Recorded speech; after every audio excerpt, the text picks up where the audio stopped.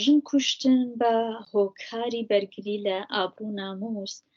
یەکێکە لە ئەنجامە دیارەکانی سیستمی باوکسالاری کە گیان و لەشی ژن بە مڵکی شەخسی پیاوان دانێت. لە ڕاستیدا ئەم ژنکوژیە دیاردەیەکی جەهانی و چەند عامڵیە و کورتیش نابێتەوە بۆ هەندێک ناوچەی تایبەت، هەرچۆن تایبەت نییە بە ئیسلام و یا دەسەڵاتی کۆماری ئیسلامی. بۆ نمونە ئائینە ئیبراهیمیەکان وەک یەهودیەت، مەسیحیەت و یا ئیسلام هەر سێکیان لە ڕێگەی گوتار و پەندەکانیان تاکیدیان کردووە هەر کامیان بە جۆرێک لەسەر ناموس و پاراستنی ئابڕوو و شەرەف. یەهودیەت فەرمانی سەنگساری ژن و پیاوی زناکاری دەرکردووە، یا کەنیسەی کاتۆلیک لە شێوەی لەشی حەزرەتی مەریەم لەشی ژنانی کردووەتە شتێکی پیرۆز. لە قورئانیش حوکمی ژنێکە کە لەگەڵ پیاوێک تێکەڵ بوو بێ و 4 پیا و شاهدیان لەسەر داوە 100 زەربە شەلاقە. بە شێوەی گشتی نوکی ڕەخنەی فەمینیستەکان و چالاکانی مەدەنی و سیاسی لە نمونەی کوشتنی ژنان بە نێوی ناموس نەک گروپ یا کۆمەڵێکی تایبەتە، بەڵکو ڕووی ڕەخنەکەیان لە سیستم و دەستگاکانی دەسەڵات و حکوومەتەکانە کە بەرامبەر ئەم جۆرە لە توندوتیژی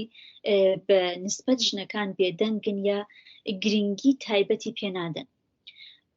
بەڵام بەداخەوە ئەم ڕوانگە نییە کە لە وڵاتێکی وەکو ئێران زاڵە لەسەر زۆربەی چالاکانی سیاسی و کۆمەڵایەتی بە تایبەت چالاکانی ژن. وەکە هەر شوێنێک لە دنیا هەواڵی ژن کوشتن بە بیانووی شەرەف و ناموس لە ناوچە جیاوازەکانی ئێران بە ڕۆژانە ئەبیسترێت، کەچی وەڵامی زۆربەی بەکارهێنەرانی تۆڕە کۆمەڵایەتیەکان و بگرە حتا بەعزێک لە چالاکانی مەدەنی و بواری ژنان بۆ هەندێک لەم ژنکوژیانە بە تایبەت ئەوانەی کە لە ناوچە کوردیەکان یا عەرەب نشینەکان ڕوەدا، ئەوەیە کە هۆکاری سەرەکی ئەم ژنکوژیانە دەگەڕێتەوە بۆ کەلتوری قەبیلەیی یان عەشیرەیی کە لەسەر ئەم ناوچانە زاڵە.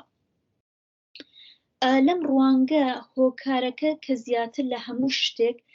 ئەدرێتە پاڵی کۆمەلگای کورد یا عەرەب و بەڕێزکردنی هەندێ تایبەتمەندی ئتنیکی عەشیرەیی یا قەبیلەیی، هۆکاری سەرەکی ژنکوشتن بە تایبەت قەتی ناموسی ژنان تەحلیلەکرێت. لەم ڕوانینە هۆکاری توندوتیژی دژ بە ژنان تەنیا بۆ هەندێک کۆمەلگا کورد دەکرێتەوە و توانای ئەوەی نییە بێژێت بۆچی ئەم توندوتیژیە لەسەر ژنان لە دەرەوەی ئەم کۆمەلگانیشە ڕوەدا.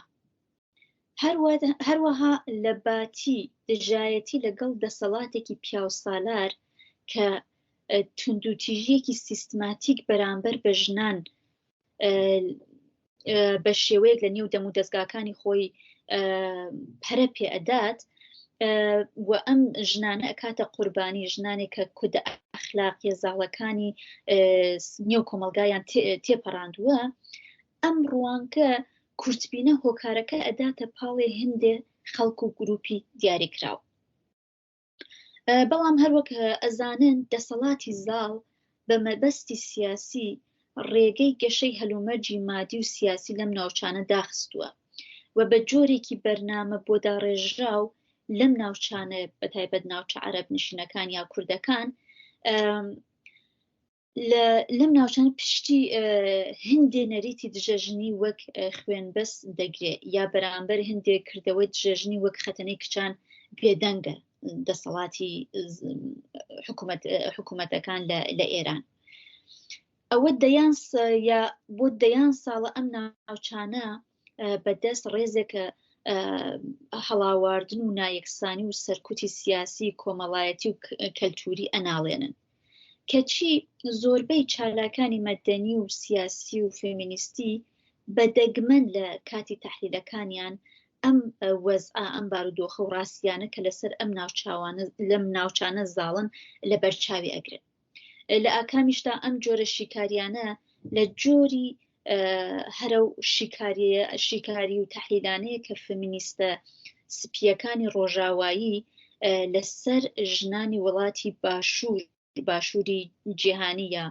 جیهانی سێوەم تەحلیلی ئەکەن.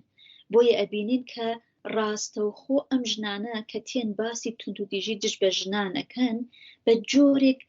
ڕاسیزمێک یا نژادپەرستێک لە نێو تەحلیلەکانیانە ئەبینین و بە جۆرێک تەحلیلەکانیان هاوشانە لەگەڵ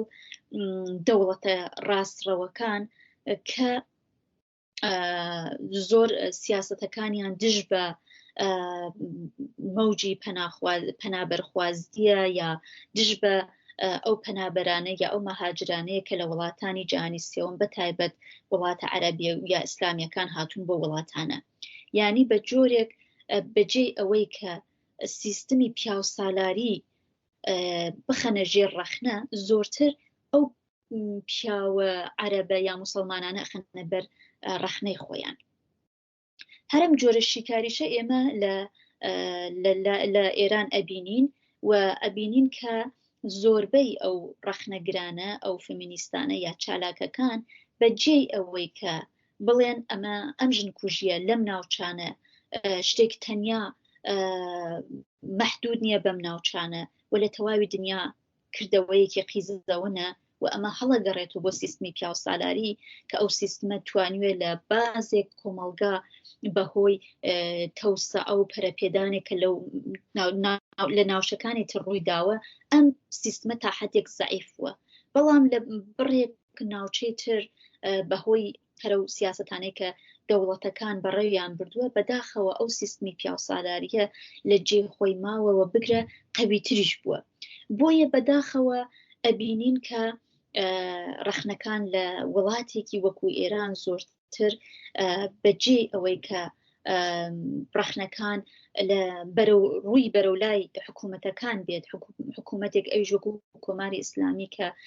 بە تەواوی هێزی دژەژنەوە لەباری قانون دەسەڵات لەباری ئابووری بە هەموو شێوەیەک نیشانی داوە کە دژ بە مافەکانی ژنانە. بەڵام بەداخەوە ئەبینین کە لە تەحلیلەکانیان ڕەخنەی ئەوان زۆرتر لە کۆمەلگای بندەستە و کۆمەلگایە کە خۆیان یەکێک لە قوربانیە سەرەکیەکانی سیاسەتەکانی حکوومەتە مەرکەزیەکانن. بۆ ئەبینین کە ژنکوژی بەجێ ئەوەی کە بە شێوەیەکی سیستماتیک ببیندرێت، بە شێوەی ئەوەی کە چۆن حکوومەتەکان لە ئەو سیاسەتانەی خۆیان کەڵک وەرەگرن کە ئەم ژنکوژیە و توندوتیژی نسبەت بە ژنان پەرە پێ بدرێت، ئەبینین بەداخەوە ئەوەی کە زۆرتر جێڕەخنەیە لەلایەن ئەو فعالینە ئەو چالاکانە، ئەبینین کە زۆرتر کۆمەلگا و کەلتوری ئەو کۆمەلگە بندەستانەیە. ئەم جۆرە لە ڕەخنە بە سادەبینی و بە ڕوانگەیەکی کورتبینانە و بێ لە بەرچاوگرتنی ئەو بارەدۆخە کە بەسەر ئەم ناوچانە زاڵە بیهەوێت و نەیهەوێت خەریکی دووپاتکردنەوەی گرێمانەیەکی ڕەگەزپەرستانە یا نژادپەرستانەیە. کەلتوریکردنی دیاردەی ژنکوژی یان دابەزاندنی ئەم دیاردە بۆ خێڵ، بۆ عەشیرەت، بۆ کەلتور لە ڕاستیدا نەک تەنیا بەرپرسایەتی لەسەر شانی حکوومەتێک کە بە تەواوی دژەژنە، حکوومەتی کۆماری ئیسلامی ئەو بەرپرسایەتی لەسەر شانی لا ئەبا، بەڵکو بە شێوەیەک تۆمەتبارکردنی کۆمەلگا و کەسانێکە کە خۆیان قوربانی سەرەکی سیاسەتەکانی دەوڵەتە ناوەندخوازەکان بوون لە ئێران، چ لە دەورانی ڕژیمی پەهلەوی و کە ئیستا لە دەورانی کۆماری ئیسلامی.